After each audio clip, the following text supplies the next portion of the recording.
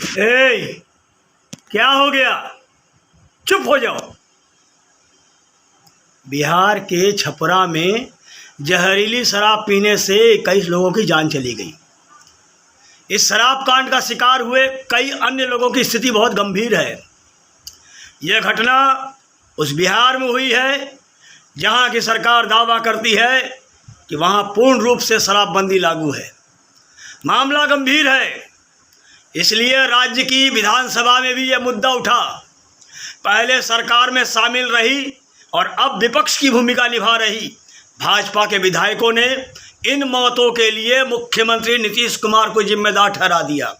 सदन के भीतर ही नहीं, बाहर भी भाजपा ने जनता दल यूनाइटेड और राष्ट्रीय जनता दल की गठबंधन सरकार के खिलाफ नारेबाजी की।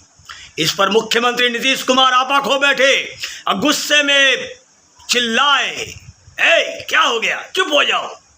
इतने बड़े शराब कांड पर मुख्यमंत्री का यह रवैया कईयों के गले नहीं उतरेगा। नीतीश प्रदेश के मुख्यमंत्री की गद्दी पर बैठे हैं, वे भला 21 लोगों की मौतों पर इतना असंवेदनशील कैसे हो सकते हैं कि क्या हो गया? चुप हो जाओ। सरकार की नाकामी स्वीकार नहीं करनी थी तो मत करते, कम से कम सदन में जांच का आश्वासन तो दे ही सकते थे। यथा मुखिया तथा पंच की कहावत को सही साबित करते हुए नीतीश के बाद उनके मंत्री को भी लापरवाही भरा अटपटान बयान देने में शर्म नहीं आया। जहरीली शराब से मौतों पर मद्य निषेध मंत्री सुनील कुमार ने कहा कि कानून बनते हैं तो टूटते भी हैं। अंग्रेजों के ज़माने में भी कानून बनते थे, तब भी कानून टूटता था। अंग्रेजों ने कानून बनाया लेकिन इसके बाद भी रेप और हत्या होती रहती है।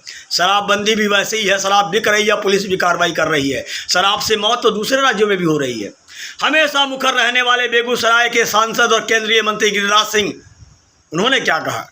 उन्होंने कहा बिहार में शराब भगवान की तरह हो गई है। जैसे भगवान दिखते नहीं हैं, सब जगह है, वैसे ही बिहार में शराबबंदी है लेकिन शराब सब जगह मिलती है। नीतीश को लगता है कि इसमें भारतीय जनता पार्टी का हाथ है, तो कार्रवाई करें, कौन मना कर रहा है? वहीं राष्ट्रीय जनता दल विधायक और पूर्व कृषि मंत्री सुधाकर सिंह ने कहा है कि शराबबंदी कागजों में ही है, हकीकत कुछ और है। सत्ता के लोग पार्टी फंडिंग और अपने लाभ के लिए शराबबंदी को फेल करा रहे हैं।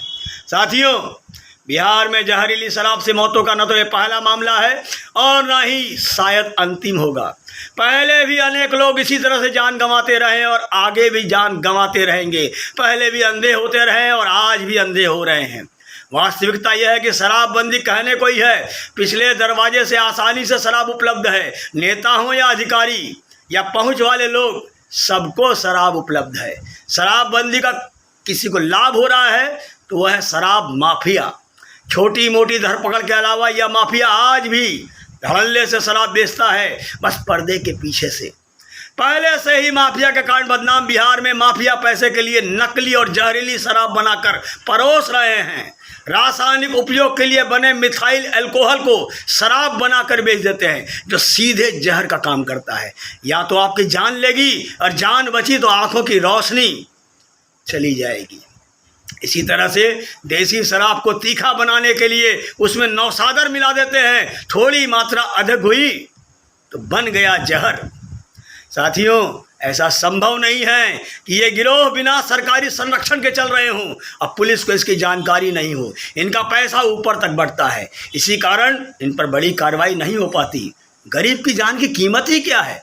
मुख्यमंत्री पहले ही कह रहे हैं, ए क्या हो गया? चुप हो जाओ। ऐसे में निष्पक्ष और कड़ी कार्रवाई की उम्मीद करना बहुत ही गलत होगा।